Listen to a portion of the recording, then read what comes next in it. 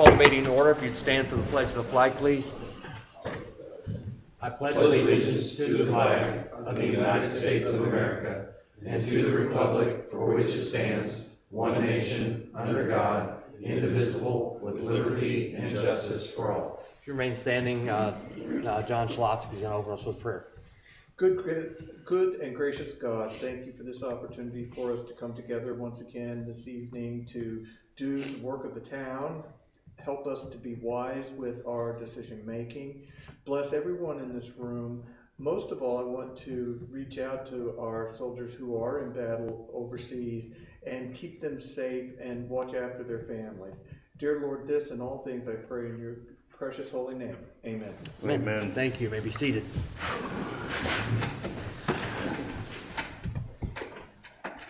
So I will just ask Mr. Schlotsky, would you like to make a motion to approve the minutes from February 4th? Motion to approve the minutes from February 4th. Do we have a second?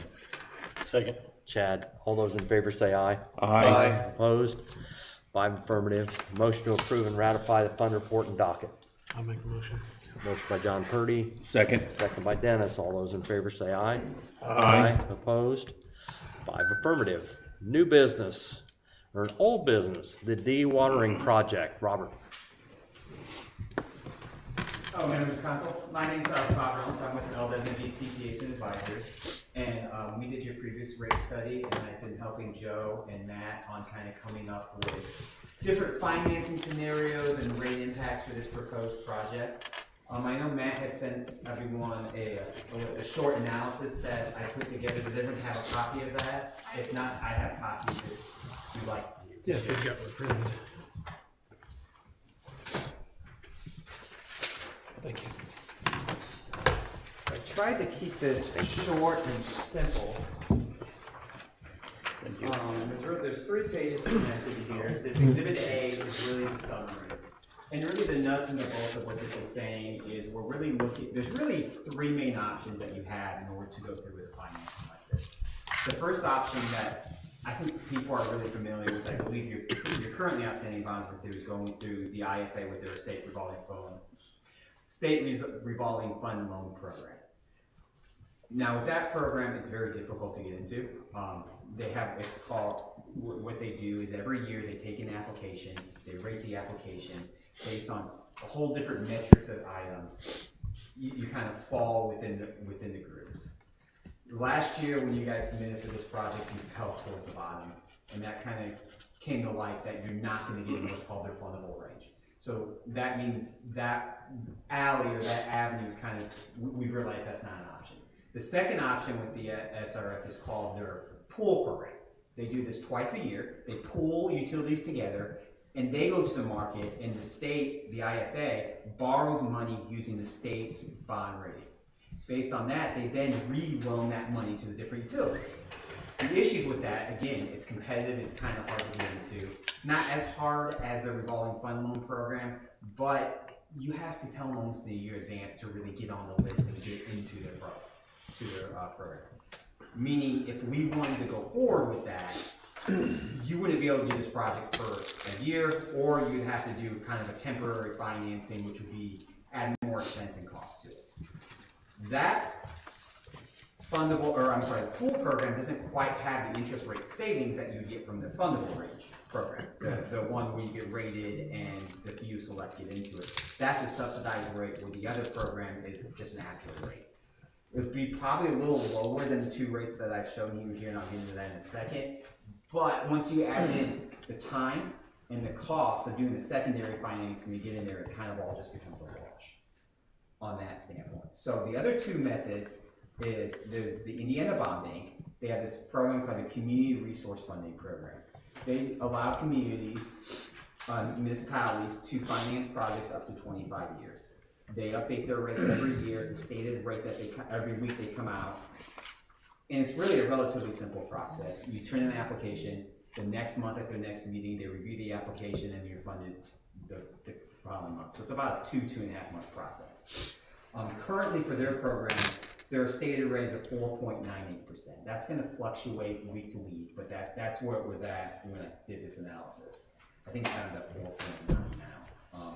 The secondary option is called, I call it an underwriting. That's a traditional, traditional way of doing these kind of financings for municipality. In this scenario, you go out, you hire an investment banker. There's really 3 firms here in the state of Indiana that do that. It's Stiefel, Mesereau, and Baird. Those are the 3 people who do that. And collectively what they do is they put together an official statement. They take that official statement to the bond market, to all their investors that they work with, and they sell the bonds. I got a couple just ideas from people I work with a lot, just kind of what rates would look like for there. And for there, you'd be looking at about 4.67% for what I call a wrap amortization, or 4.54% for just a level debt service. Now, the difference between those 2 scenarios are, because you do have those bonds outstanding, if we defer principal, you can get some ratepayer savings by taking advantage of when your current debt falls off, so you kind of backload that principal, but the cost of that is interest rate. So you're going to pay more in interest because you're paying those maturities later, versus if you just pay it level throughout the life of the bonds. So long story short, or I guess long story long, you'll see the difference between the 2 programs is really very, very similar. The underwriting does come out a little bit cheaper. One of the advantages too from doing an underwriting is there are certain covenants when you do these state programs that you have to go through, and namely, I've never had an issue with this today, but I can't tell you what's going to happen 5, 10, 15 years from now. You do have to get approval from them to issue additional debt. So for instance, for your current bonds, to go out and do any financing, you'll have to go back to the IFA and say, hey, here's kind of a package what we're willing to do. They have to sign off on it. It's in the covenants of the bonds. The bond bank program would have that as well, where an underwriting would just have what's called a traditional bonds test that just says, if you can show your debt service coverage is 125 or better, you can issue the bonds. You don't have to get approval from anybody. So that, I do think that limit a covenant is an advantage too for the underwriting. And it's not because I've ever had an issue with it. Actually, the bond bank's very good at working with you today. I can't tell you who's going to be there 10, 15 years from now, because this is more likely going to be a 20-year deal. So I kind of just listed out a bunch of the different rate impacts, project costs, and so forth. One thing to point out is for the bond bank, it is a little bit cheaper. It's about $5,000 cheaper to do it that way, and that's just because the cost of issuance for an underwriting is a little bit higher, because I assumed we'd go out and get what's called a bond rating with S&P. They're just an independent institution that will look at the utility in a whole and assign a bond rating. I was pretty conservative. I was assuming you're going to have what's a BBB+. That's about the lowest rating you can get. I would guess you'd be slightly higher, which would help your rate a little bit, but you're not currently unrated for the utility, so I just don't know where that's going to fall. So I try to be conservative on that standpoint. One thing to mention too, we wouldn't have to redo the rate study if you chose to go forward with the financing. I can just kind of brush it up, drop in new. I can drop in the new numbers from, just kind of refresh it, and we can move on from there. The exhibit B on this page, that's just kind of the estimated sources and uses. So this just kind of lays out how the cost of the project will be broken down. These are just from the most recent estimates that are received from Joe. So the par amount would just be the total financing. For a underwriting, you'll notice there's a reoffering premium, and that's just because currently in the current bond market, what investors like to see is a higher coupon, and then you just get a premium for it. So you technically borrow less, and you just get more premium because the yield will be lower than the actual coupon. And then there's just construction costs and estimated financing costs. And Exhibit C was just, I thought everyone would want to see what a potential cost of issuance would look like on this deal. So here too, those are mostly estimates, but just kind of a layout of where those numbers were coming from, just to kind of show the difference between the 2 routes. Lots of information. I hope I didn't talk too fast. I always had that issue. I forget sometimes I do this every day where the people I'm speaking to, it's new to them. So I'm here to answer any questions. Do you happen to have another copy of that? You can, huh? Are you sure? Yeah. You know, years ago, and now, probably decades ago, this is how projects like this were funded. Yes. And then we kind of got into this era where all of this federal money was being provided to state agencies that awarded either grants or loans of that money for public works projects and utility projects.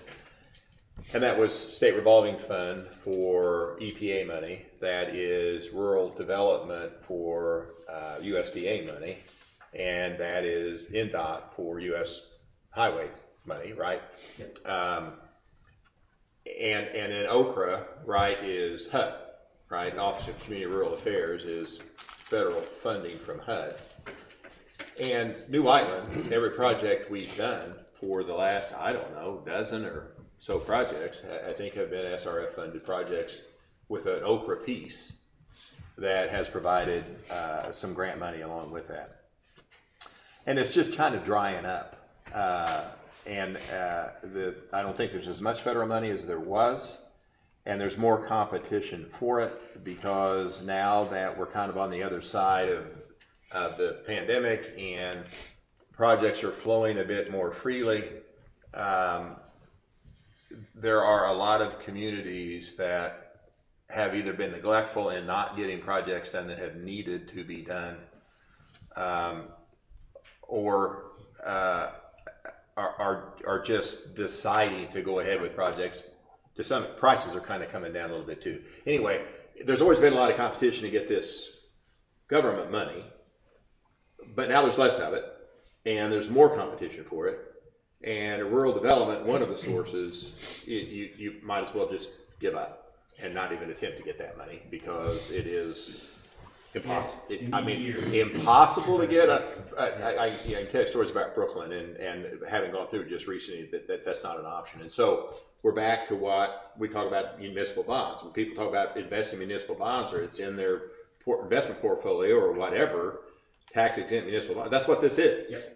Right? It comes from places like New Whiteland, and they get packaged into larger holdings in municipal bonds, and then they get sold in ETFs or mutual funds or whatever, and we would be the sort of originator of some of those bonds for that reason.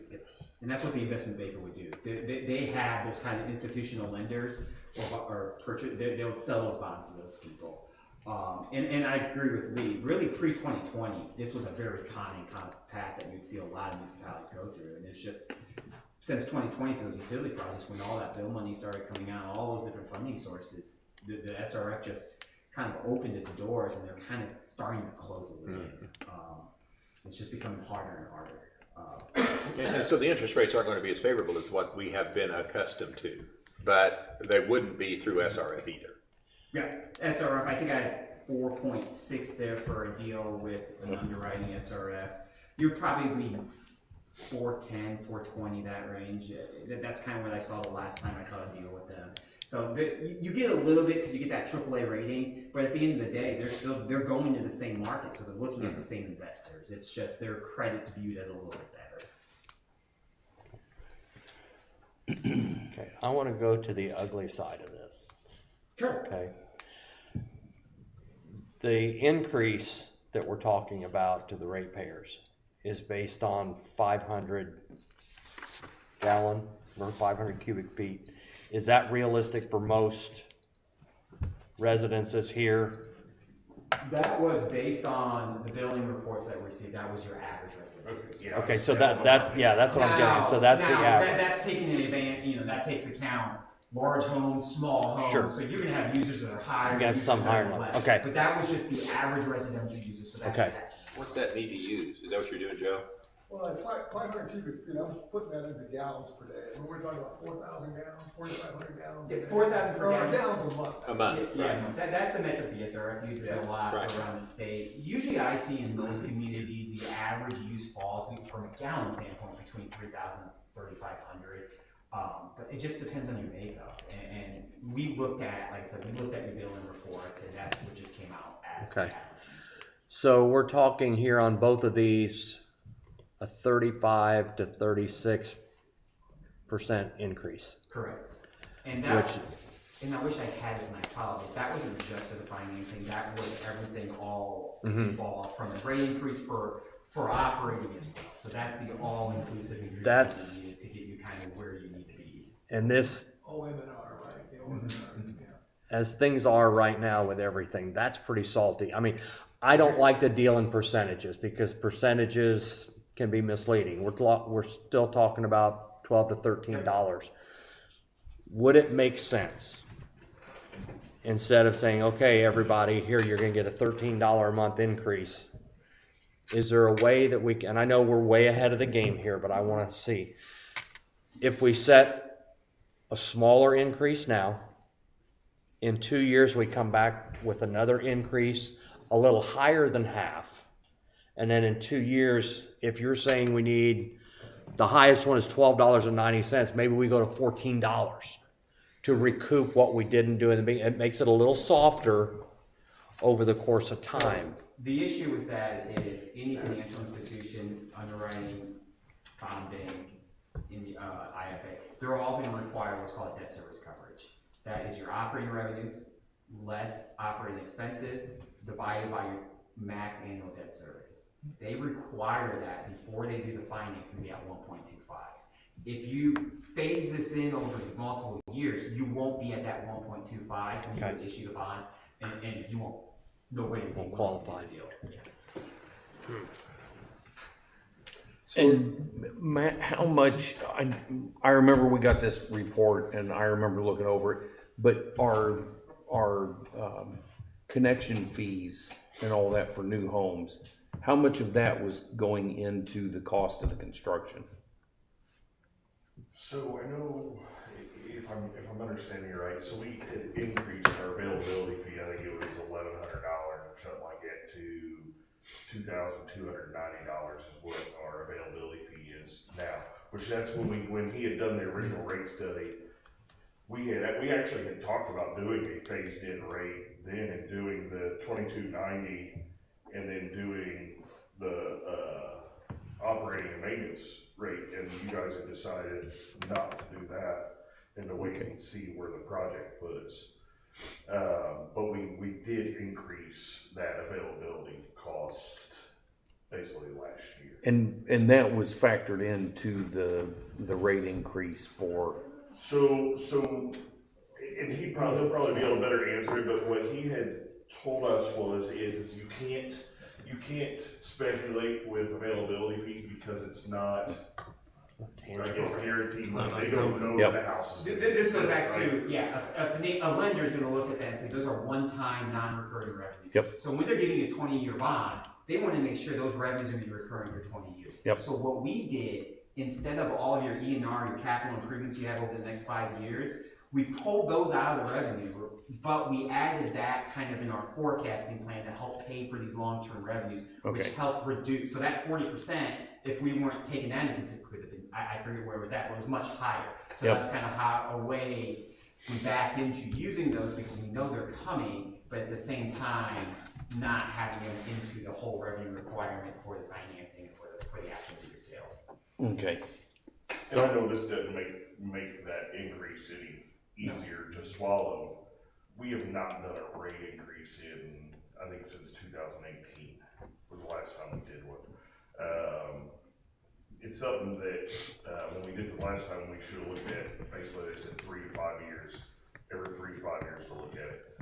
I set aside, we kind of started the process of looking at it at year 5, and then we got into, well, we got this project coming up, so let's let's do it right around that time so we don't have to do it twice. And that's kind of why it's pushed out to the 8 years, whatever it is. Concern, I think, of adopting something at that time too, was since we didn't have actual bids for this project, if you try to adopt something then, and as we know, the volatility of these kind of projects, if the project came in high, you may have had to go back and do a second public hearing and meeting to re-adopt the rates that we needed to complete the financing. So I think that was the thought process of pushing it off till we kind of had a more solid timeline for the project. That's what's happened in Brooklyn. That's going to result in their monthly sewer bill being about $140. Wow. So even though we can't use the connection or availability fees in to be able to qualify. If we set that money aside, that could be used to pay this down after the fact, and we could pay early, because that's $916,000. So for, If 2290 times 400 is 916,000, so that funding would be available to offset possibly future increases. That's where that money goes. That's where I have it. you could do Basically, that. that So the one thing to helps. note though is these kind of bonds. That helps. No matter which way you go, they all have what's called a 10-year call. So if we're doing a 20-year bond, you have to put this guarantee into the people that are gonna hold the bond that they're gonna have it for X amount of time. So you can't prepay anything until you get to year 10. You could use it to pay that service, but you can't prepay. Okay. So I get a question that, they not be really a question for me, I guess, but, say that, we cut $1 million off of what our financing would be. Okay. What do you feel that would do to our rates? Okay. Oh, come on. That's a fourth of the finance. I would have to go back and see. And the only reason I say I don't know is because that percentage increase is a mixture of your operating needs and the financing needs. It's hard to say. If it was just, if I knew it was just the financing, I could say just cut that by 4. You're probably going to be in that ballpark. I could figure it out. It's not that hard to do. It's just I would have to keep it on the spreadsheet real quick. Well, and I'll tell you where my mind was going is we've done it before, but we're sitting on the money that we had from the water, right? So if we fronted some of that money there, and then we go out and we do a pilot program like we're doing with the storm stuff, we could then use those availability fees when these houses come in to Put that back. pay the stuff back to that account, correct? If they want to go there, I mean, they could ultimately say, hey, we're going to use part of those funds from the water sale and help pay for some of it and not have to pay it back. But we could, if we wanted to, we could go through and reimburse ourselves like we did with that storm project. But we did reimburse ourselves. Well, we've got it budgeted in there. Okay. I mean, I have seen communities do like 0% interest loan to yourself and you pay it back. If you go back, actually do documents for a 0% loan, I highly recommend you should do it because State Board of Accounts will expect it. But Yes. I think if you don't put repayment terms, I don't know if that's the legal term. Yeah, I don't just throw. I don't want to play lawyer, but It becomes a bit of a shell game too, I don't know whether you have any other plans in mind for what you might do with that money, but I think generally, we've talked about this before too, the utility is a business that the town owns. It's not a part of the civil town. And, I think the best practice is that it needs to support itself, not be supplemented by the town. And there are some limitations on how long a loan from the town to a utility can be. And I think State Board of Accounts does want it to look like a proper loan, but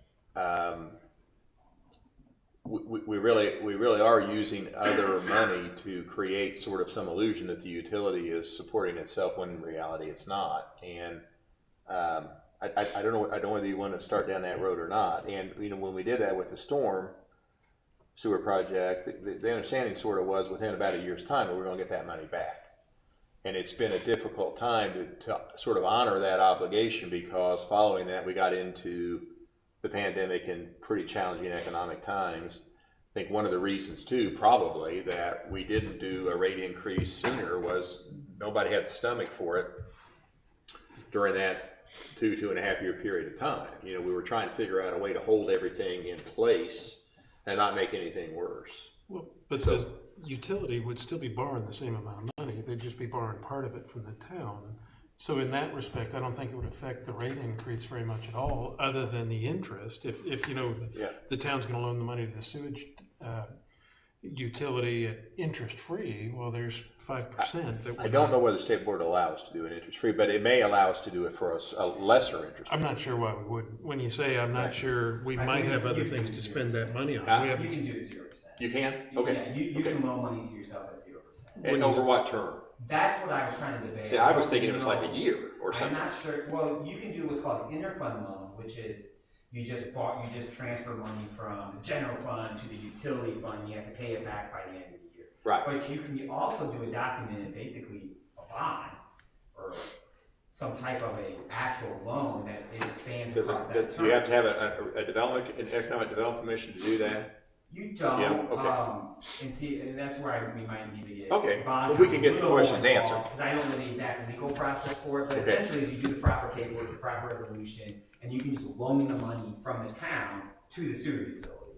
But that's where I said, whatever repayment provisions, we'd have to make sure, one, there's nothing in statute that says you can't match the 20 years. That's where I'm a little hazy on. That we can't Two, what you did you want to say? make sure that you actually pay it, because I have seen communities get in trouble with where they have something like this and they just stop making the payments because they're paying themselves essentially, but they end up getting written up for it because it still is a legal document Right. and a legal obligation. It's two separate entities. Yeah, no, I get that.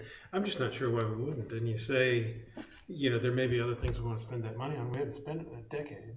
Well, I know. Yeah, I don't know why we wouldn't. What are we getting on, what percentage are our investments on that now?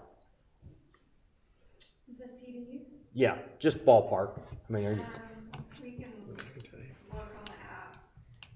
I can pull it up. Give me a minute and I'll look. It's lower than what these rates are. that's my point. If we're taking in a lot less than we're gonna pay out, to me, that's a no-brainer.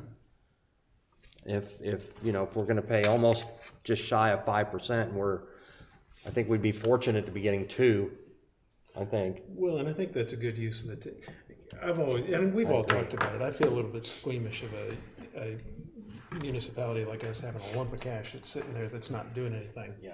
This would be a good use of that cash. You know, we've all talked about, well, we should go redo all the sidewalks, we should do this, we should do that. Well, the money's parked, and it really ought not be parked. This would be a pretty good use of And it. that would keep, if we have to do a rate increase, it's gonna be a minimal rate increase, not 35%. Well, not necessarily, because like he said, we have to pay ourselves back. So the utilities still, they're gonna be paying part of the bonds, they're gonna be paying part to the town, but we'll be saving the interest, which is significant if you're talking about $1 million or $2 million. I think the only thing I can see maybe and I don't know how legally how it works, is if you used it as, you know, the town's not gonna look at it as much as, I would think, from an investor saying, well, those 400 homes aren't there. You know, you're not gonna get those availability fees. So if you say, okay, we're gonna loan out $1 million, and basically when the availability fee is paid, that goes right into there. Right. Cause that's back almost into $1 that million. account. So now you could drop your rates down, because I guess my thinking would be is we're not gonna be as stringent. The town loaning themselves money isn't gonna be as stringent as the bonds or the market saying, well, we're not gonna count that as money. So we would have to make sure we do the documents in a specific way that says, essentially, if you think of the tier of the finance, or of the outstanding obligations, that the loan to yourself falls below it. So that would just say, you pay the bonds first, you pay these outside sources first, and then you're gonna pay the town back second.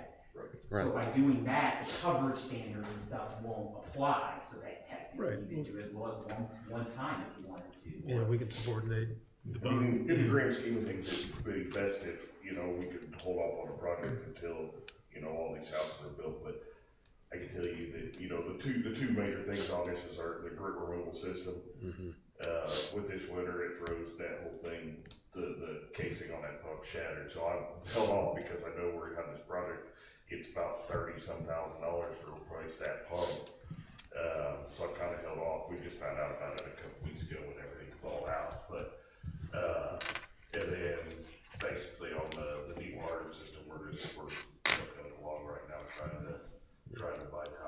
Well, So, the other benefit that occurs to me, I want to say before I forget, we can't prepay the bonds with those hookup fees, but we can prepay ourselves with those hookup fees. Absolutely. Exactly. Absolutely. Yeah. Absolutely. So, what else do we need to do tonight? Or was this just I think it was just information more than anything. There's just more for information tonight. The timeline that we've kind of discussed, what's going to need to be decided probably by April. yeah, so we're. So when do you want bids to come? Well, so this is it, right? So part of what we talked about last month was, we're at a point where those plans, and I talked to we already have a permit, right, from IDEM, and we're finishing up the electrical plans. Before I came down here tonight, they told me they were 90% done. So we should be able to have that package put together very conservatively. By the end of this month, by the end of March, we should be able to have a package ready to go to bid. What part of the thing last month was, well, what are we gonna finance this? And so Robert's put forth here. So I think from your perspective, you've got to decide on what your financing mechanism is gonna be. And then once we do that, we would then start to put some dates out there for, you know, I think just in rough numbers here, if you guys would decide on, okay, we're gonna do this underwriting, whatever it is, and then we would say, okay, well, let's get this done, and let's put some dates together. We'll advertise the first week of April for bids. We'll do it again the second week, and then we'll hold a pre-bid conference, pre-bid, say, again, just mid-April, and have it such that the bids would come in late in April, and then we would review them so we could come to you guys in your May meeting. Again, this is all assuming the bids come in. We look at them, we got some good bids, we come to you in May and say, okay, we got 3 contractors, and contractor 1 is this much, it's within the month. We recommend you move ahead. Then you've got to go through your financing. Yeah. Now you've got the bid, so you know what that cost is, rather than an estimate. Right? You don't really want to do anything from a rate standpoint until you have the bids Right. in hand, because we don't, you take the risk of setting it too low or even too high.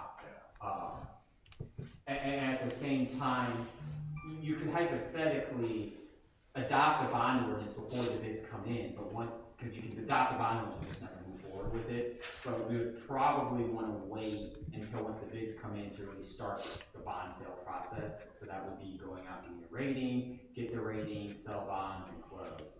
If you do the underwriting, that's take about a month and a half once you have bids, or assuming the bond ordinance has been adopted.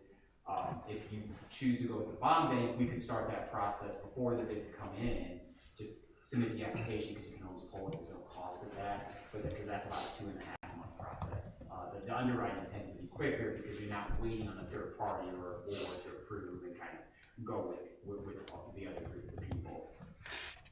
I think you have to have a bid in hand rather than a guess, right? I don't like it because of the way the markets have been. 10 years ago, people were more comfortable with what, and you saw people, they would go to the market and they would sell bonds with the engineer estimate because people were usually pretty confident. Yeah. Today, I never recommend borrowing money until you know exactly how much you need. I never recommend borrowing money or setting rates because I've seen it go both ways. The last deal I'm working that I just had bids come in, that one came in 2.7 million below. The one before that, the one about a year ago, I saw coming about 2.7 over. So I've seen it go both ways. It's so volatile right now. We stepped back last month after the meeting. We went back and looked at the cost, and we bumped those costs a little bit. That's what Robert has in his rates. And again, I don't want to be the low bidder, and I don't want to be way off. So we want to be, if we're 5 bids, we want to be in that 4th to 5th marker there. And so hopefully, I would think. You still want to have that bid in hand, so because of how important that rate is to you. You don't want to set it one way or the other and find out. And Joe, how long do they have to accept the bids once they come in? Well, if we do if there's that open revenue bonds, 150 days, then It is statutorily, yeah. yeah. I mean, we can require a shorter period of time, Yeah. but we can require that they hold it open that long. Yeah. But I always worry about doing that because you put yourself in the shoes of the bidder. Yes. Do you then pad your bid Yes. because you know you're going to have to hold the window open so long, and so there's a reason to shorten that time Usually with to an true up the SRF, bid, right? Usually with an SRF thing, we usually go 90 days. Yeah, that's what seems 69 customary. days would be Yeah. fine. I've seen people able to accept the bid subject to financing too, so you could do that as well. But I think that would be the other thing, I mean, again, on the worst, like, if you look at the spectrum, if they come in way over the estimate, and we look at it, we look at it, well, what was the reason we talked to contractors? And then you have the decision to make, be like, did we miss something, did we just, what was it? You can reject the bids and step back a little bit. If they come in at a low, you know, I mean, if we get it in there and it comes in 10% lower, it's nice, you get a little bit of a you know, but I say that because, like, we've seen the bids go up and down, it's just tough to, you know. I've been seeing more bidders. I mean, I think that's a positive sign. I think that a lot of this infrastructure money is kind of tailing off. You're seeing people trying to really rework their schedules a little bit more, but. I think that would be the least impact to you guys too, but you don't go set the rates, you have those bids, and then we know it, and then you can decide. The last thing we want to do is me be here again saying, we got to do this again because we're 5%, you know, below where we need to be. Yeah. Put that out there. The biggest thing is the direction that you want to point us as far as the financing and stuff goes. Is what we think is I don't think honestly that we have an option other than the bonds. And then, I mean, just my recommendation would be if, after we do the bid, and if I'm off timeline here, let me know. Once we see the bids and everything, then can we come back and say, okay, we want to put $1 million towards this project? And then would that change the bid, or not the bid numbers, but would it change, it would change the financing? It would change the financing a little bit, but I mean, I can be prepared to do, you know, I can have those numbers. I can have a model set up to kind of tell you both ways as soon as we get bids. Okay. Just be dropping it. So that's not hard to do at all. Yeah, we can absolutely do that. You don't have to commit to anything until you go out to them all. Until you decide to move forward. So, yeah, at that point, we can absolutely come back and make a decision. The only thing I just want us to be cognizant of is you kind of have that 60 to 90 day window. Mm-hmm. The bidder's going to want to know, so there's Sure. a little bit of time sensitivity, but. Well, John, if you're just saying, basically, you're saying, look at those bids, if they look good, you guys can then make the decision. We'll put Exactly. $1 million in cash on hand, essentially. Exactly. To help lower that rate impact. Yes. Really, That's my point. I don't think that would be a big thing for Robert. The only thing I might recommend you would want to have decided before then is which route you want to go. If you want to go for traditional underwriting or the bond bid, because we can have that kind of moving. Because if we're starting from square one at the day the bids come in, and I think we have a timing push. When those bids come in, you need to be ready to go. You need to be ready to say, okay, we're going in the market, or we already have an application to the bond bank, and they're going to see at this next meeting. So we just have time to either decide, hey, we're not moving forward, or keep going. There's just kind of that prep work that goes into it. That helps you in that 60 to 90 day window. To make that day a little smoother and easier.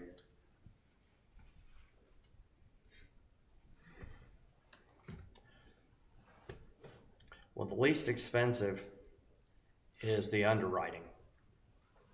Yes, and it's the least expensive, and I would tell you it gives you the most flexibility. Because you can decide when you want to do the financing. The bond bank, while they do it every month, you're still on their timeline, and it becomes a little more cumbersome because of that. Other thoughts or questions? Mr. Mooney? So if you did want to go forward with an underwriter, you would have to select an underwriting firm to sell your bonds. Like I said, there's those three main firms. You can take proposals from them and they can give you quotes. And pretty happy to do that. at what point do we have to decide that? I don't think you have to decide anything today. Okay. If we're talking about bids coming in May, I think maybe next at the April meeting, I think a decision would be probably important, so that we can get the proposals and then maybe have one due in within a week or two, and then we can kind of start moving with whatever our offering documents that's needed. So then at the May meeting, when the bids come in, offering documents are done, everything's ready to go. All we have to do is get a rating from S&P, which takes about 2-ish weeks, and then we're ready to sell the bonds pretty much right after that. So out of curiosity, once this is done, what's the next big project on the horizon? So the next thing would be if we have to increase capacity. So I know like we've had conversations and stuff. We could probably handle somewhere in the neighborhood. I'm just gonna throw, it's probably a higher estimate, or I'll go lower estimate, probably somewhere between 300, maybe 400 homes, and we're gonna be there. That is after Pleasant Creek is built out. Yeah, after Pleasant Creek, roughly 300-400 more homes is what we can handle. So if we grow outside of that, we're probably going to be looking at, or I should say, if somebody is probably coming to us and is going to look at getting us to that point, maybe then we start looking at capacity if the plan is to continue to grow. To me, that would be the next possible big project. When we did our project back in 2019, everything that was rehabbed and the new equipment that was installed there was all rated for the 4 MGD, so 4 million gallons a day. When we did the UV project last year, we built that out to rate at 4 million gallons a day. The grid system that is going to be in this project and the dewatering system in this project is all built out to handle those increased capacities, so that we're not building what we need now, we're building what we need in the future. So we're not having to come back to spend more money on other stuff. So every kind of easiest way to say it is these are the last two pieces of current equipment that we have out there at the plant that is not rated for this. Okay. You know, for that extra capacity. And as things were needing to be replaced, that's what I was looking at is let's get it to this point. So. Other questions for Robert, Joe, or Matt? Okay. I think we keep progressing. We're to a point right now where we can't look back.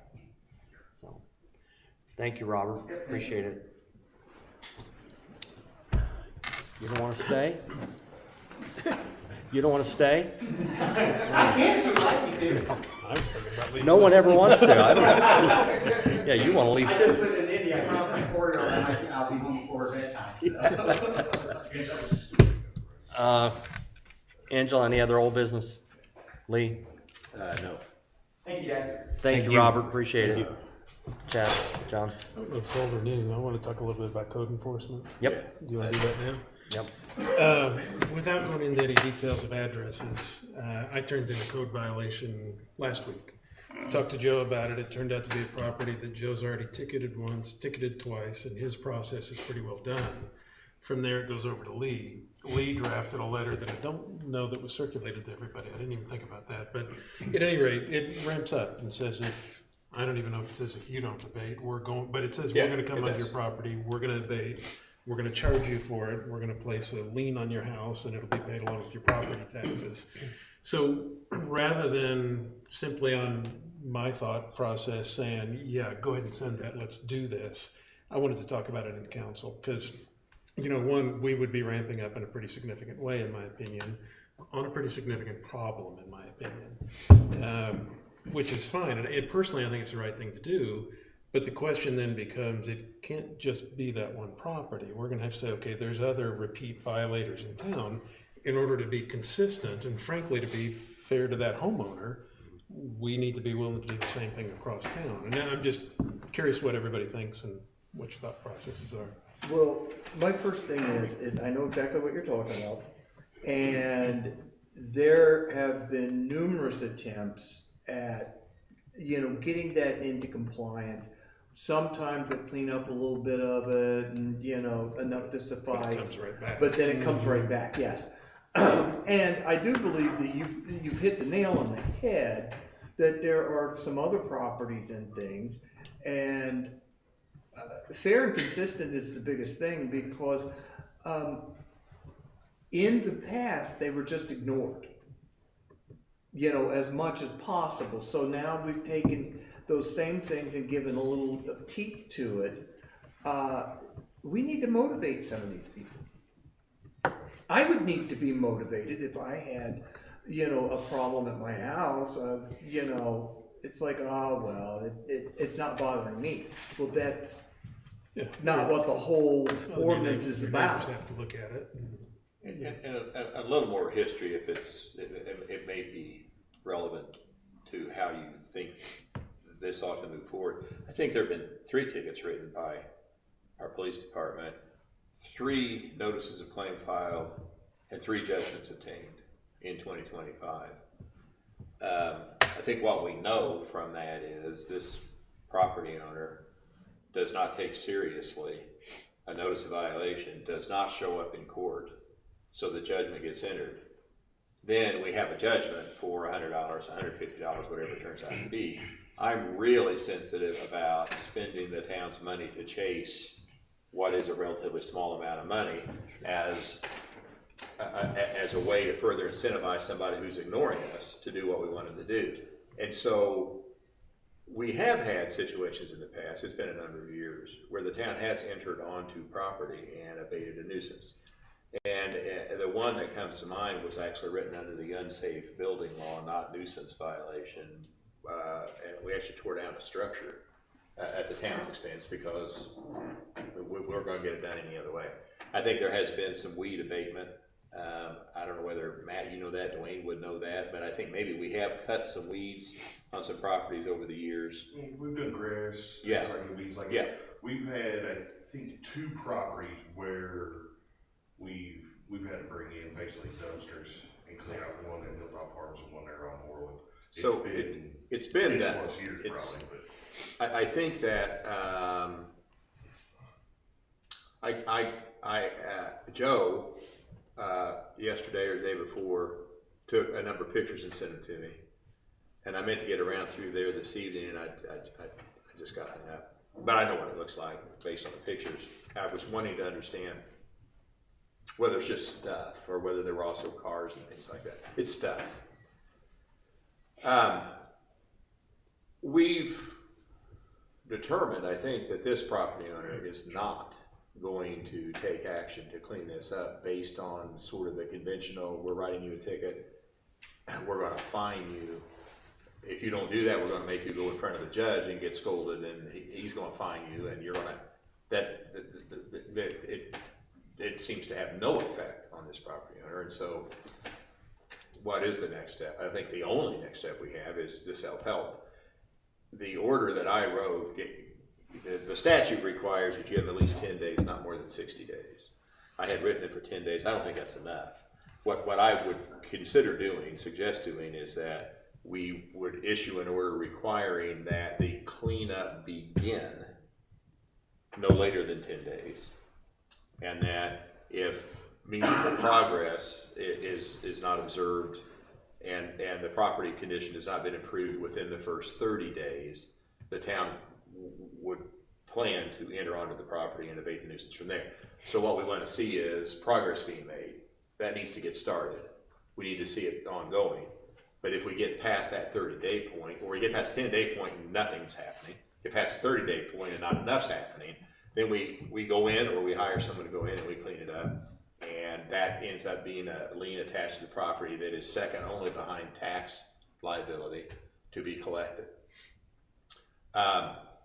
Other properties, I don't know whether we have done sort of the same thing and written a ticket or two and had those cited into court and have been able, based on our experience, to determine that the property owner is not going to do anything based on those strategies.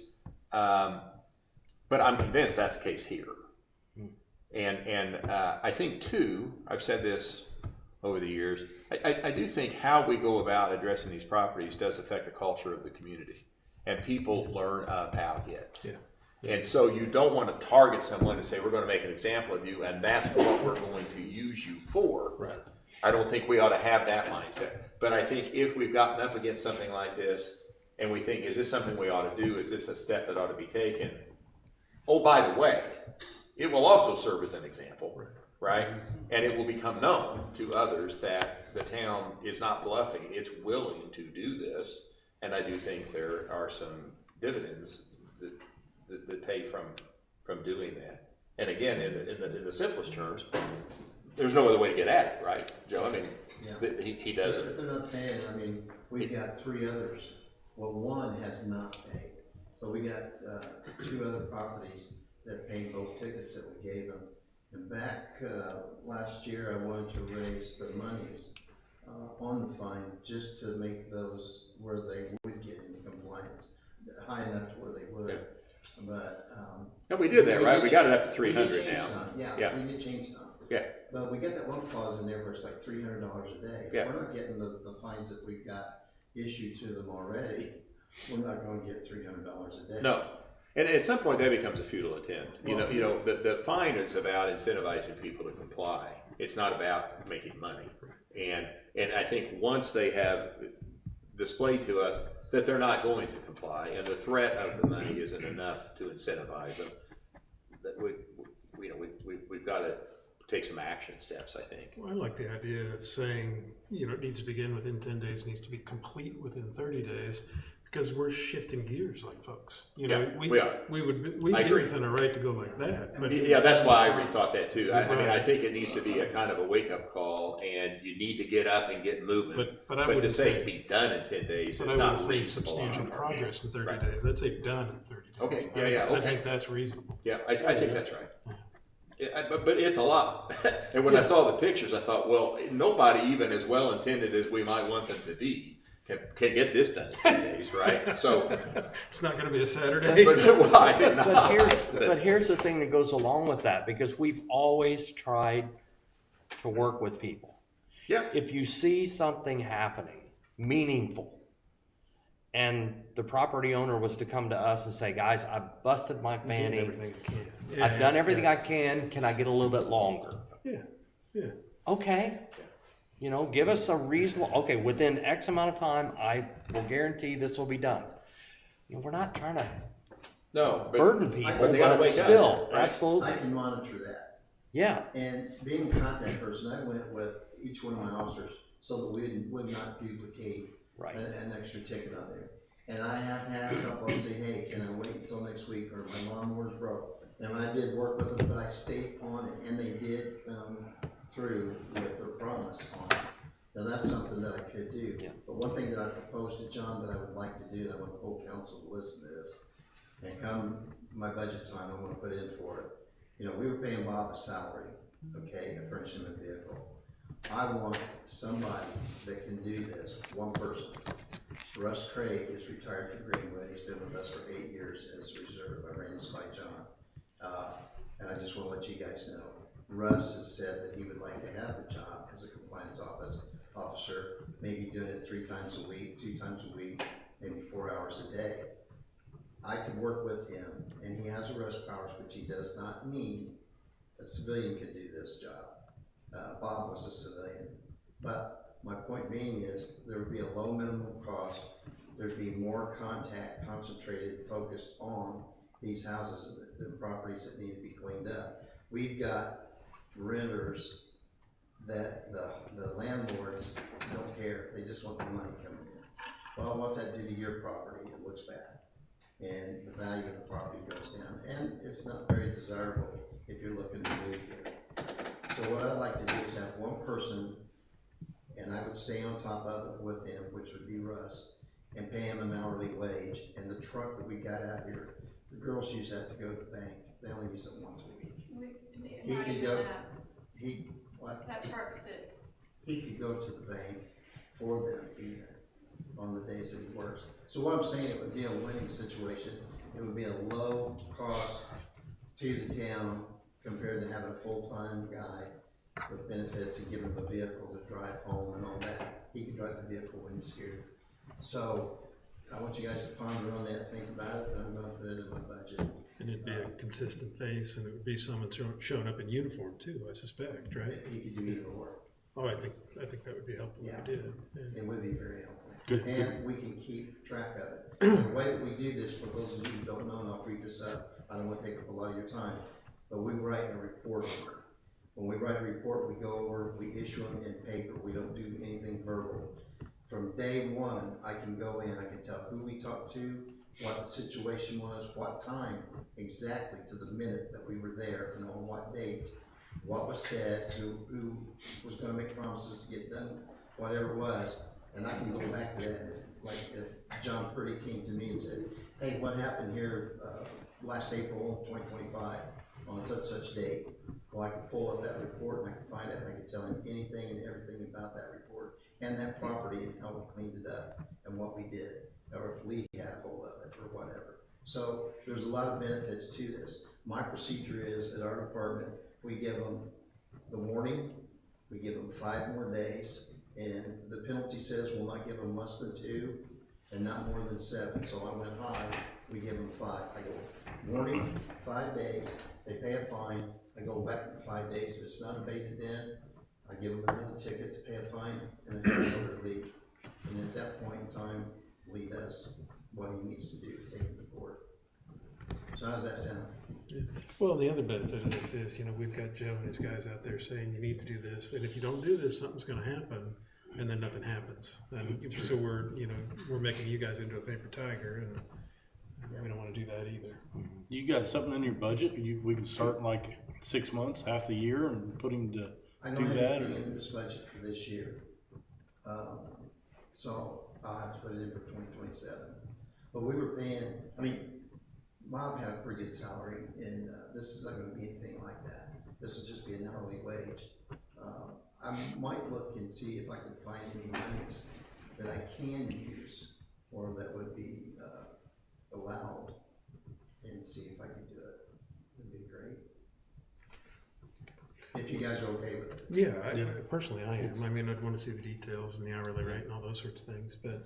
And when I say there's other properties, what I mean by that isn't there's 5 of them we need to go hammer this same way right now. Yeah. But we need to begin to be consistent with process. folks. Yeah. You know, you get a ticket, you get another ticket, we take you to court. If you don't respond to that, then the town's gonna come clean up what needs to be cleaned up. And one person needs to start now, kind of. Well, see, my problem is the reason I keep on is our guys on the days off and they see it. Yeah. And somebody that worked before them already wrote a report on it or addressed it. This way, if we got one person doing this concentrated effort, I will be in total 100% communication with him to make sure that we stay on this and get it done where it's gonna be, like you said, which I told you too. I want it consistent. We can't just do it. Right. Well, and I didn't consider what you told me yesterday. It just never clicked. As far as if somebody goes out today and they do a report on something or they write a ticket, well, then somebody that was off goes out tomorrow and it's like, oh, well, I'm gonna write a ticket on this. We're overlapping, and then it will be what you were concerned with yesterday. Now we're making people mad for no reason. Because we're duplicating and so I mean, if you can find a way that we can make that work, if not for the last half of this year, at least plan on sooner next the year. better, definitely. We can see. I mean, if Russ is already willing to do it, He is. his wife just wants him out of the house. So He comes and goes to lunch with us. I know he's retired. Well, Russ would be good at it. Yeah. I mean, because he's. Russ is a lot like Bob was in the fact that he's got a nice, easy demeanor. He's easy to get along with, and he can go convince somebody they need to cut their grass just because that's the way he is. So I think he'd be good for that. Well, it goes without saying, but I'll say it anyway. If you come across it's a little old lady and she's a widow and can't cut her, call me. I'll cut her grass. Yeah, I'll cut it all summer. I don't. Yeah, that's what John said last year. Yeah. We don't have to go after folks like that. We can take care of those things ourselves. Other old business? I have a question. Was there a decision made about the one house that you were talking about where you asked about Lee getting involved? I don't think there needs to be a council decision made. No, Okay. I mean, I want to hear their input and make Yeah, sure because that. that's in our policy already. Well, yeah, and it's So, But I think the 10 and the 30 days, I think is I think that's okay. personally, I Okay, think so that's the right approach. will we have something like that written up? What? It's just the 10 days. order that I'm gonna issue to him. Okay, well, we're gonna go by a 10-day, 30-day. No, it's gonna be on a case-by-case basis based on an abatement order in cases where we think we need to enter onto the property. I think that we have, Yeah. the I think we need to- discretion to decide what the circumstances call for. Okay, I understand. Yeah, but I think a lot of that's gonna be the same way you would write somebody a ticket. I mean, if you go out and you stop somebody and they're really, oh, hey, I screwed up, whatever, you're gonna be a little more lenient than somebody like we're talking about, that you've getting them 3 tickets, they've gone to, supposed to go to court 3 times, they just don't care. I just want to clarify. Yeah, myself. then we'll let him decide. And we have parameters statutorily. I mean, under the enforcement of ordinance section for entering on the property and evading nuisance, what the statute tells us is you have to give them 10. But it's interesting. It says, but not more than 60. I don't know why the statute actually doesn't allow us to give them more than 60. And it's probably not a mandatory, probably not a shall, but that's how it reads. So what we know is we can't give someone less than 10 days and have the right then to enter onto their property if they don't do it in that. You know, we can't say 7 days and then enter onto their property. But so long as we clear the 10, we can decide, well, you know, what is the task at hand? Is it winter? Is it summer? You know, there are. Yeah, it makes it variables. Yeah. Okay. Okay, and I can work close with you. We'll get that on its way. And I presume this house, it's not a mobility issue or Nope. the homeowner? Not at all. Okay. I got it. Yeah. Yep. Old business? Nope. John? No, sir. Joe? No, sir. Matt? Kind of based off of your decision, I guess, on moving forward, or not moving forward with the project. Kind of take it that, you know, next meeting we'll kind of have more of a decision on the financing side of it. If that's the case, then if we want to continue moving forward on to work through the bidding side of it, since we're done with the design side of it, that was something that was on that contract. I know we brought it to you at the last meeting as well, but it was last year when we started signing the stuff for design and all that stuff. That was a section we didn't get into, so I didn't know if you guys wanted to move forward with that so that we could start prepping bidding documents and things like that to try to be still on pace and things like that. The only other thing I would, Lee, I guess the one question I was thinking is if they, and I don't think there's a problem here, but I just want to, as far as advertising, like, I was just looking at the timing, last month when I reported to you, I said, well, we'll get if we get going and we get the advertisement out March 30th, so then we would have March 30th, and then 7 days later, we have a pre-bid on April 9th, and we have an opening on the 23rd. Do I want to put an advertisement out before I know if they've got financing? I mean, because I was just sitting here thinking, well, I can always. Well, if you pick the next meeting is April 1st, right? So that's a Wednesday, that's the first Monday of the month. I was going to say this earlier too. I guess typically you all are willing to meet in special meeting when circumstances require it to deal with matters that can't wait until your next meeting. And there may be a need for that as this project and these decisions go along. But I guess if you invite bids and we don't proceed with the project, you've got bidders who were asked to do something that ultimately didn't return to them any benefit. Right. But there's no harm to the town. No, and I guess if I could move it back a week, or if we advertise, because most of them, they'll look at it for a few They will. days after this April meeting, and then the pre-bid would be, at least I got it listed as April 9th, which is a Thursday, and then April 23rd is, I'm trying to give so many days for the bidding. And we've got a little room of that, and there's no problem. If for some reason you decided, We can notify those who pick that package to shut it down. that's right. So what would be the harm to staying on your schedule?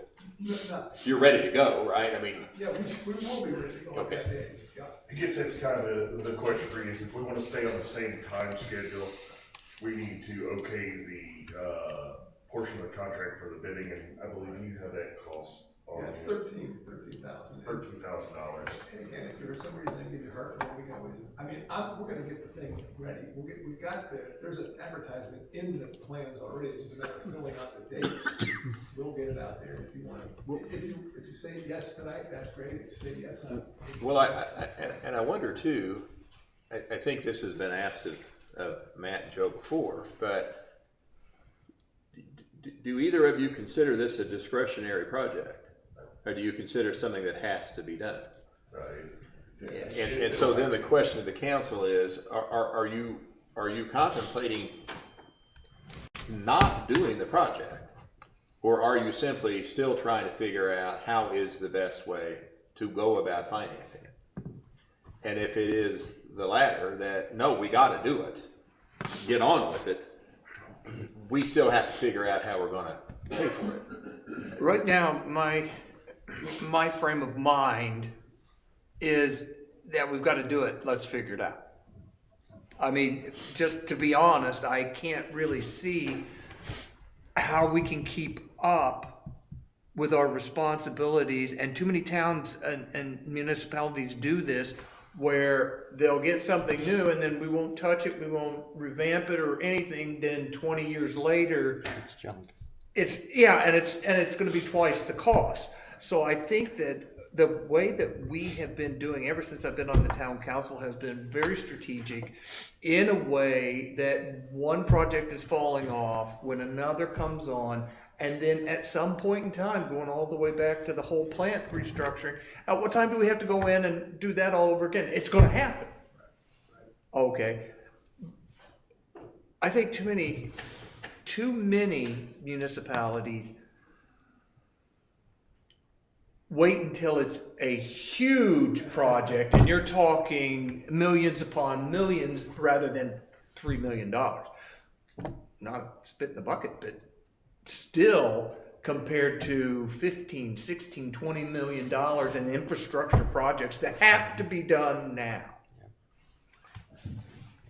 Well, I think one of the things that helped me decide that there's no need to stop was when you said that the last two things that we've done, you've oversized. So it's like, okay, this is the next thing in progression.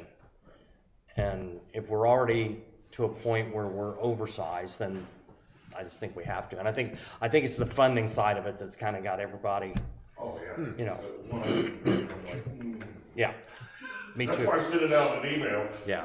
so you didn't see it first time when I was face to face with you. Well, in order to make this move a little quicker, is there anybody that just thinks, okay, put the brakes on it now, we're not doing anything else?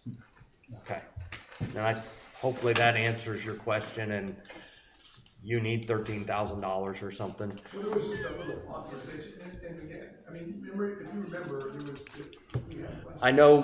You signed off the first, the design, and geotech. And all Yeah. that, so, it's up to you. I mean, I will bill according, I wouldn't bill without it, if you tell me to move ahead with the bidding, then that's what we'll do. The next thing would be, once we get into construction admin, there's a construction admin fee in there to do that work, and I think you guys were the ones that asked, give us an authorization. Yeah, I think we moved that to tonight because Lee wasn't here and John wasn't here, and yeah. And again, I tell you, we're so close to that next month that if we wanna do it next month, that's fine, I mean, I'll get it ready for bid, we'll get it ready for bid, because all we're gonna do is we're gonna put an advertisement in, we're gonna fill it out and say, here's the advertisement. And the money, I will say, the money was planned for, it's not anything that, Yeah, like, it's all- oh, they need extra money on, but it was money that was funded for. So. I mean, I don't know why we'd wait. Are you saying Yeah. you need an authorization or a further authorization? yeah. Well, then I'd make the Just motion move that we ahead. authorize you to do that. Do we need a motion? I'll I second. just made one. A motion by John, John? second by John. Schlosky. You can have it if you want. No. I want you to get full responsibility. Okay. I don't think you've understood. So that was for the motion was to approve the bidding at $13,000. The bidding phase services, yes. Bidding Yeah. services. And he can give you an exact amount, I'm sure. It's, 13,000 is what it is. was that the total? That's the total. Okay. Okay, we have a motion, a second, other questions? All those in favor say aye. Aye. Opposed? 5 affirmative. Thank you. You had something else? Yeah, I just wanted to run this by you real quick. Did you guys get my email about the radios? Yes. Okay. Well, it's throughout the whole county, and I didn't get word about it until last Thursday. So, I don't have time to plan it and put it in my 5-year budget. But we did talk about, Dave Brooks and I, about the Kenwood radios. And we called dispatch today, and I spoke with them. They said that the Kenwood radios, which is a lot cheaper than the Motorola's, that those radios, they're having a lot of difficulty in communications getting them back, which is a safety issue. I spoke with Dave Kerr just briefly, just before the meeting started, and they've got Kenwoods that they're gonna trade in for the same problem. Yeah, they're unreliable. So that's gonna be an issue that's gonna be costly for all of us that we need to look into. And we had no word until last Thursday. Yeah. And a lot of people don't even still know about ages and stuff. Now these radios, they're going from the APX 6000 to an N series. There's like N20, N50, and an N70. So we'll have to see what's compatible. The most important thing though about them, we need something that if they change in the future, which they're talking about doing on the trunking, we need to have radios that's going to be capable of that, so we don't have to buy radios again. And I'm talking maybe 3 to 5 years down the road. So these radios actually should, and we haven't had them that long, they should last us at least 15 years, 20 years. So I just want to make everybody aware of that, and make sure that you get the email. Because the fire department's going to be affected by it also. Yeah. Is there a cost on that for the radios? Like, do you have a cost? Yeah, about $8,200 a piece. And I'm gonna need 14 of them. How many are you gonna need, Dave? 45. And he's gonna need 25, so. How much a piece? 8,200 a piece. That's stupid. It's plumb down. Wow. It's monopoly. Okay, yeah, for sure. You need to cut the string. Yeah. David, any old business? No. Okay.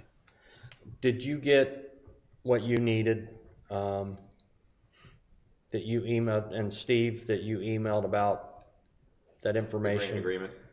Huh? Yeah, we got it. Okay. Was the grant that you were talking about for that, was that for radios? Okay, I knew there were 2 things that you had in there, I just didn't remember. Okay. New business, the bond council engagement letter. Yeah, so I sent emails around. Sorry for having missed the last meeting.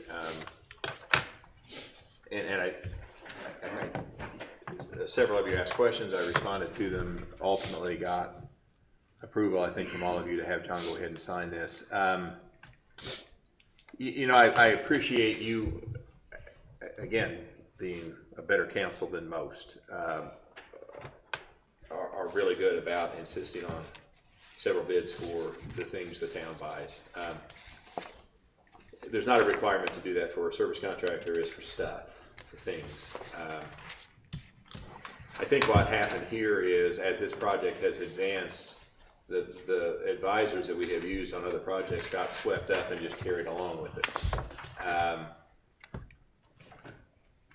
Was some urgency in getting a bond counsel on board in order to stay on some kind of a schedule.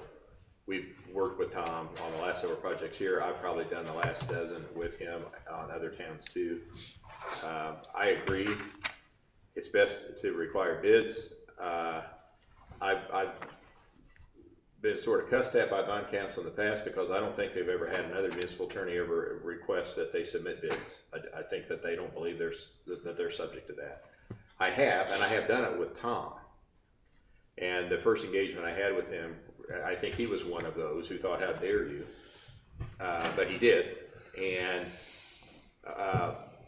his fees have turned out to be lower than what other municipal attorneys tell me their municipalities are paying by 50% or more. Now, this is not a very big engagement. There's not a lot for a bond counsel to do. but I felt there was a need to get it done. I was going to present it to you there. I understand that in the future, it's your preference to ask for proposals from providers of services, and that's what we'll try to do. But I also think that sometimes we establish relationships with engineers or with municipal advisors or with attorneys or other service providers, and as we do projects and they become familiar with our town and with our facilities, with the utilities in particular, have done rate studies before, like in Bob Reynolds' case. He kind of got swept up and drawn into this too on the finance side, on the lending side. But if we had switched horses with Bob, we would have had another rate consultant come in and want to do a new rate study. And we've already paid Bob for a rate study that's getting rolled into the other stuff that he's now doing. And he has the knowledge to do it and is not going to start over, and we're going to pay for that twice. So there are some economies that we benefit from by kind of staying on the same horses, but don't want to fall into complacency and just accept what anybody says at any given time. We made a change on our rate consultant after a number of years because of bad experiences and fees that I think were probably twice what we're going to see from Bob. So anyway, I ask that you go ahead and authorize it. John has signed it. It has been returned to Tom Pittman. If you have questions or need to talk more about it, we certainly can. If not, I would ask that someone make a motion to approve Tom Pittman's engagement letter dated January 20th, 2026, and ratify John Perrin's execution of that letter. I'll make the motion. Motion second, Purdy, second by Chad. Questions? All those in favor say aye. Aye. Opposed? 5 affirmative. Thank you. Lee, any other new business? No. Chad? John? I got a phone call yesterday from Dwayne, and you all familiar with Right Tech, who does most of our technical stuff. I'm not going to go into a lot of detail yet because I don't have a lot of detail, but I talked to Corey Passmore today, who's the owner of Right Tech, and he apologized because they've not given us a price increase in 5 years. And he said that was his negligence. They are actually losing money on us, but he doesn't want to change anything. He has given a proposal, and I told him, I said, Corey, you're too late. I said, if you want to put it in for the next budget year, show it to us and we'll see what we can do. The one thing I did ask him to do today, and he and I are going to meet next week sometime, we have subscriptions that they pay for us, that he's losing money on the subscriptions. So I asked him to get me a list of what those subscriptions are, what the increase has been, and if there's a way we can put it into the budget for this year to where at least he's breaking even on those, that I would try, no promises. So we're going to get together sometime next week and see just what the subscriptions are. A couple things I did find out from him today because I grilled him a little bit. They do not ever charge us a trip charge. The way he put it is he said there may be a month I never have to come down to New Whiteland. He said there may be a month I have to come down 10 times. He said as far as I'm concerned it's a wash. So we never get charged a trip charge. He did tell me of another municipality that put it out for bid. They had the bid. They put it out for bid. A larger company, I don't understand this. They were $1,000 a month more and they gave them the bid. So this other company got it with the promise that they were going to throw them some free stuff, some printers and things like that. 9 months later, those printers are still sitting on the dock. They've not seen anybody come in, and that municipality is currently suing that supplier to get out of the contract. He said if we do want to put it out for bids, he would be happy to give us a breakdown of exactly what they do and what they have equipment-wise, so that if that's something we want to do. But Lee, you hit the nail on the head where sometimes we have people that just do us right. But this will be for next year. And I told him, I said, you've got to have it to us by August to even contemplate an increase. So get with department heads when we have something from him so that you can plan ahead for next year if there is an increase. So, but right now, that's all I wanted to throw out. The only other thing I have that's new business is Carrie and I believe, are going down to tomorrow to the emergency management follow-up meeting, which Joe and Matt and Dwayne went to the dog and pony show last time, and it was all we could do to stay awake. But it is something that we have to be represented. So I'm gonna go so they don't have to. If we get the rain coming in like they're talking about again tonight, they're gonna all be busy. So, and it's reporting, it's required. If we don't go and there was something that FEMA got involved with, we do not qualify for any funding because we did not go. So we will have representation there tomorrow. New business. No. John. No, sir. Joe? No. Matt? David? I'm moving right along. I don't have new business, but I just wanna add that Right Tech has been amazing to us. If any of us have a problem, one of them can hop on our computer, and that's what saves the trip charges, is they'll just get on our computer and they will fix it as fast as they can. Yeah. So. Well, and that was one of my questions to Dwayne is, in all the time we've used them, has there ever been a time where they've said, sorry, we can't come down, we're too busy? He said the only hiccup we've ever had with them is that they didn't have a part right there and we had to wait a day. Just saying. Legislative business, resolution 2026-01. That is the compensation for the It is. emergency days. So you all have it, right? Yep. I wanted to be sure that if we paid employees for not working, even under those circumstances, we wouldn't be crosswise with State Board of Accounts and wouldn't have any audit report or finding that we had somehow rubbed up against a ghost employment issue. So I actually reached out to them. I have an email back. I have pasted it as an end note into that resolution so that I want to always provide good cover for my clerk treasurers, right, who are the ones that are on the front line when an audit is being done. And I also want to know that if we have an auditor at some point 5 or 6 years from now who comes in and sees that we have done that and questions it, we can say, no, look, we asked. And so it's embedded in there, and it does what I think you all intended. It makes okay paying employees who have to lose a day's work because the weather just doesn't permit them to get here.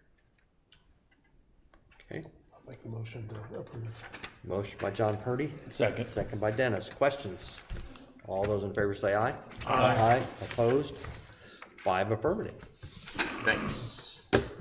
You have anything else? Okay.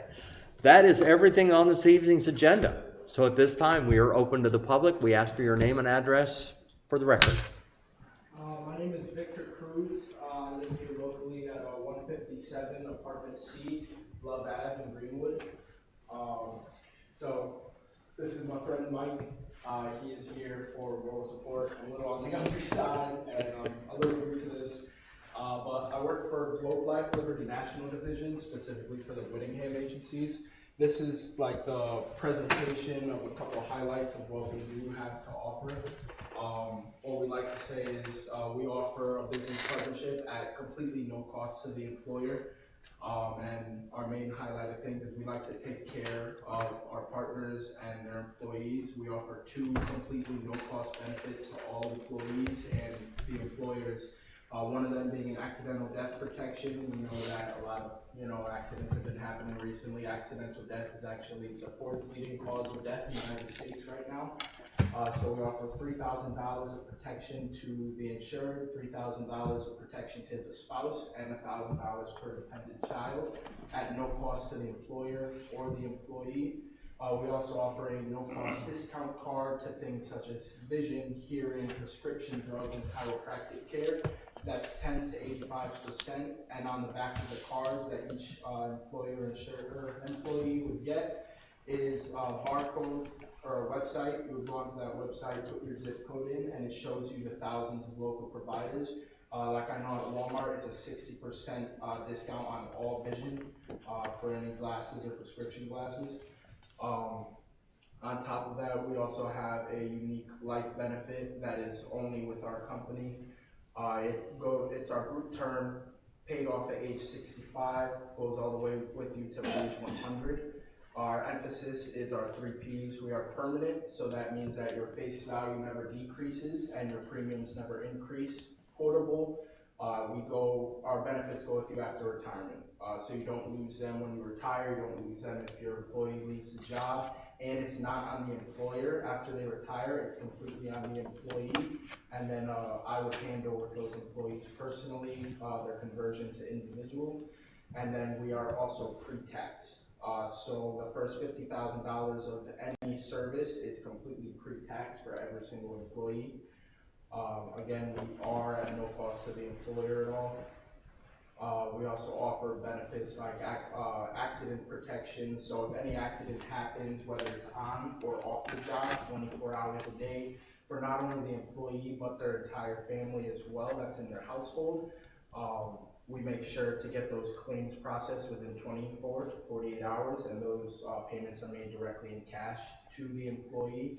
So we won't send it to the hospital, go right to them, and they can handle the payments from there. We also offer like cancer policies and critical illness policies. So it's really just health supplements, life insurance, and then our 2 free benefits. What really got to me while you guys were talking is from my limited 24 years, I didn't know that like government officials cared so much about not only the employees from how you guys were talking, but also the citizens in the actual city. I know like from what you guys are saying, there's issues going on with housing and a couple different liens and stuff like that. But you guys weren't in it for the money and any of the conversations that you were talking about. So with the company that I work for, they're not in it for the money at all either. We go and we celebrate our claims every Monday. Our agency is right here in Indy, right in the town at the Pyramids. We just got a new office there. We just celebrated over last month, I believe it was $202,000 in claims for last month. And last week it was $60,000, $24,000 of that was paid in cancer policies. The policies would be handled by me directly, and if I'm not available, which would be rare, because I'm local, I'd be able to come talk to the employee individually myself and handle the claims with them. We have 5 wonderful ladies at the office. One being Janae, she's our claims coordinator. She handles it beautifully, makes sure that the employees are taken care of, make sure that they feel heard and listened to, and we help them in every single way that we can. We go through a needs-based approach. I would do all the heavy lifting. None of you guys would have to meet with the employees. I would talk with each of the department heads, if you guys would allow me, and I'd be able to set up times to meet with the employees. I wouldn't set on like production or cost anything to you guys. I'd go meet with the employees, go through a needs-based analysis with them, so I'd get in a private area their health history, the familial health history, and we'd only qualify them for what they need, and they can pick if they want it or not. And if they don't get any health or life benefits, they'd always get the free benefits anyways, and that goes for every single employee or employer, and that would still be at no cost, and it would be I'd let them know that it's negotiated by the council in the town, those 2 free benefits. So if the town doesn't pay for anything, let's say an employee wanted insurance of some sort, is that something that you work with that individual and here's what you pay? Yes. So everything comes from the employee? Yes, it would be through a payroll deduction. So that's the most work that the town would have to do is I'd meet with the payroll clerk, which I would assume is Miss Angela, or unless you guys have a payroll clerk separately. I'd meet with that payroll clerk with a deduction meeting, and we would set up the deductions for the employees like that. That's the most work that the town would end up doing. Okay.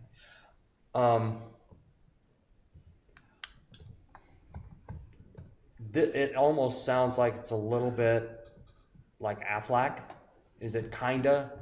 Cause as you said, you mentioned cancer insurance and, you know, as you need it, as you go, it kinda sounds similar to that. So a lot of the clients I would work with say the same thing, like they ask the same question if we're like Aflac. We are an insurance company, but we're a little more interpersonal.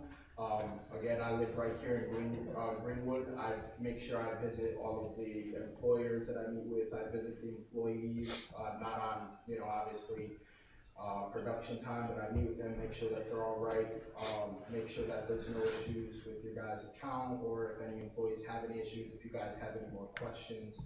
And then we also don't pour any of our sponsorships or any financings that we get into things like Aflac's Duck or Geico's Lizard. We pour all of the money we get into those free benefits for the employees, because we'd much rather make sure that the community is taken care of and their families are taken care of rather than take the money for ourselves. Okay, and just so everybody knows, I never met Victor until tonight, but he did call and speak to Melissa earlier, and the only reason he wasn't on the agenda to present this is because I don't think Melissa knew exactly when or what, so they didn't just pop in tonight. Yeah.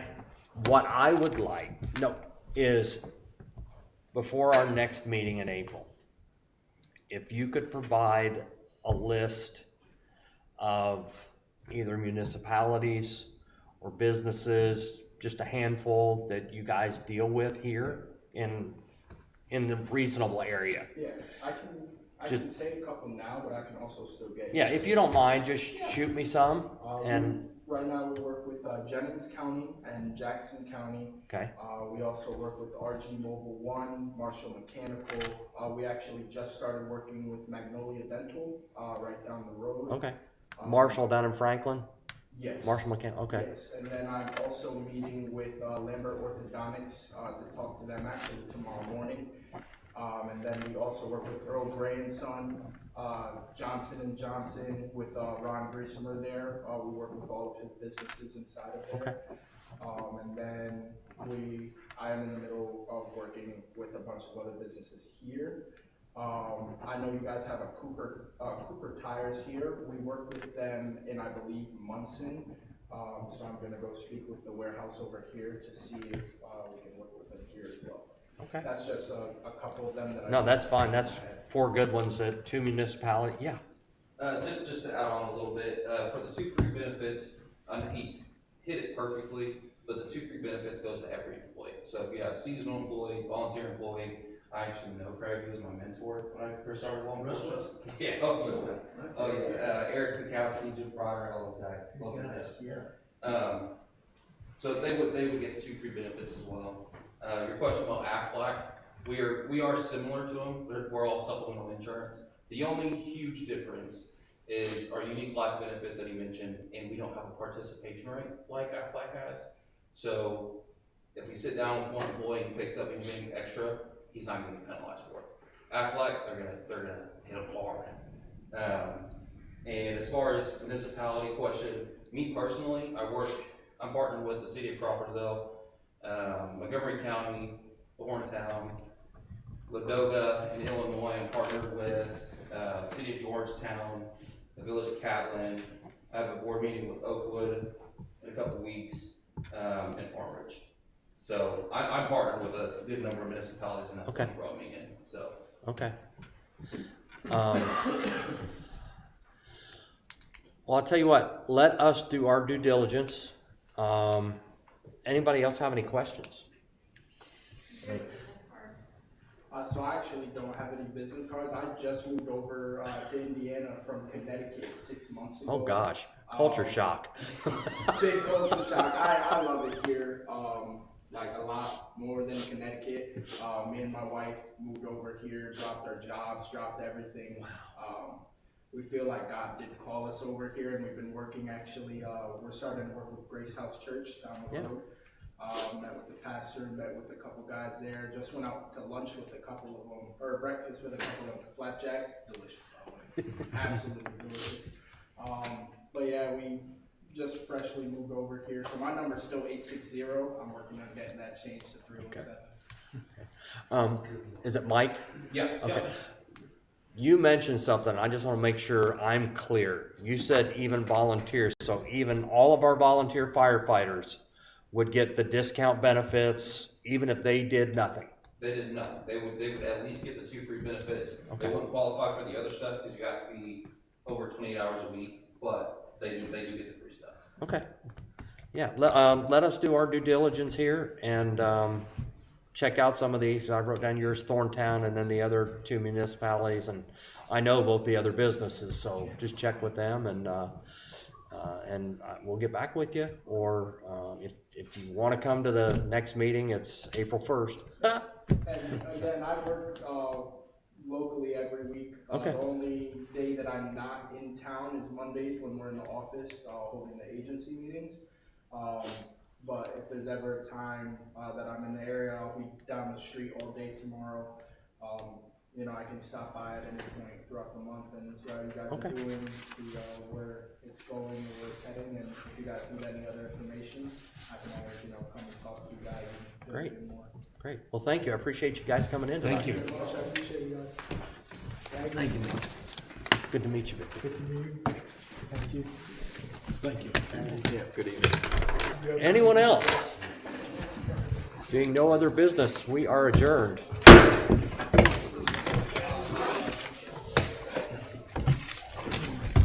Mr. Purdy, thank you for being diligent on